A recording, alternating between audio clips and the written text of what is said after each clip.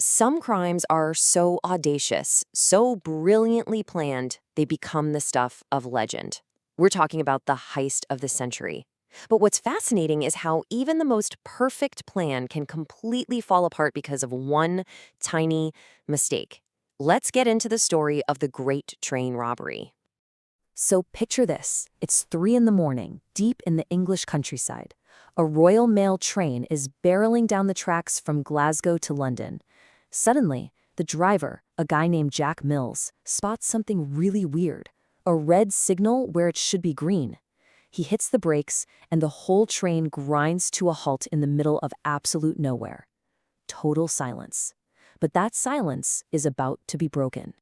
Now, here's the thing. This wasn't just any old mail train. On board was a fortune. I mean, a truly mind-boggling amount of cash. So the big question is, how on earth did a gang of robbers know that this specific train on this specific night was carrying the payday of a lifetime? Yeah, this was not a lucky guess. This was the result of a crazy amount of planning. And it was all fueled by some incredible insider knowledge. The gang's mastermind, Bruce Reynolds, had information that turned what should have been a wild fantasy into a very real and very profitable operation. And right at the heart of this whole thing is this mysterious figure we only know as the Insider. We're talking about a senior official, someone high up inside the Royal Mail who, for whatever reason, basically handed the keys to the kingdom over to the robbers. To this day, his identity is still one of Britain's biggest unsolved mysteries. So what did he tell them? Well, it was a 1-2 punch of pure gold. First, he told them that the special carriage holding all the cash, the HVP coach, was an old backup car. The new ones with all the alarms were out of service. This thing was a sitting duck. And second, get this. Because it was right after a long holiday weekend, the coach wasn't just carrying a lot of money. It was carrying nearly 10 times the usual amount. It was the perfect storm. Okay, so with this priceless info in hand, the gang was ready to go. On that morning of August 8th, all that planning was about to become action. And the execution was fast and brutal. Right after the train stopped for that fake signal, they cut the phone lines. The gang just swarmed the engine and overpowered the crew. The driver, Jack Mills, actually put up a fight, so they hit him over the head with an iron bar. Then they forced the injured Mills to drive the engine and the first 2 carriages just a little further down the track to a spot they'd picked out, Brightigo Bridge. Once they got to the bridge, the clock was on. The plan gave them exactly 15 minutes to unload everything. Can you imagine the pressure?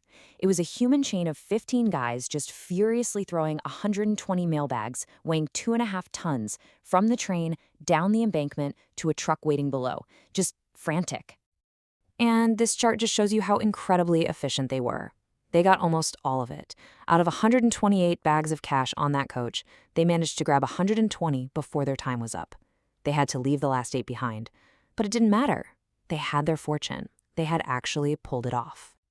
The crime was perfect. The getaways seemed flawless. They just melted into the night, heading for a secluded farmhouse they were using as a hideout. But as they were leaving the train, one of the gang members said something. Just one sentence. And that one sentence would end up sealing their fate. This was it. This was the fatal flaw. Don't move for 30 minutes. A simple warning to the postal workers they'd tied up, just to make sure they had a clean getaway. It must have seemed like nothing at the time, but this one little detail gave the police the first huge clue they desperately needed. So, why was that so important? Well, the police figured, hey, the gang must have a hideout that's within a 30-minute drive of the crime scene. That simple bit of logic instantly gave them a search area, a radius of about 50 kilometers. It took the hunt from, the entire country down to one very specific zone. The net was closing in fast, and the gang, who were listening to police radios from their hideout, they knew it.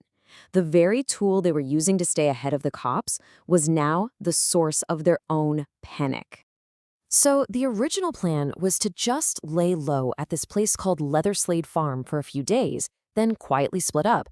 But when they heard on the radio that the police were searching in a 50-kilometer radius, they freaked out. They decided to bolt 2 days early, and in their rush, they made another massive mistake. See, the gang had paid a guy to burn the farmhouse down after they left, but he just took the money and ran. So when the police raided the farm, they found a gold mine of evidence. But the smoking gun? You're not going to believe it.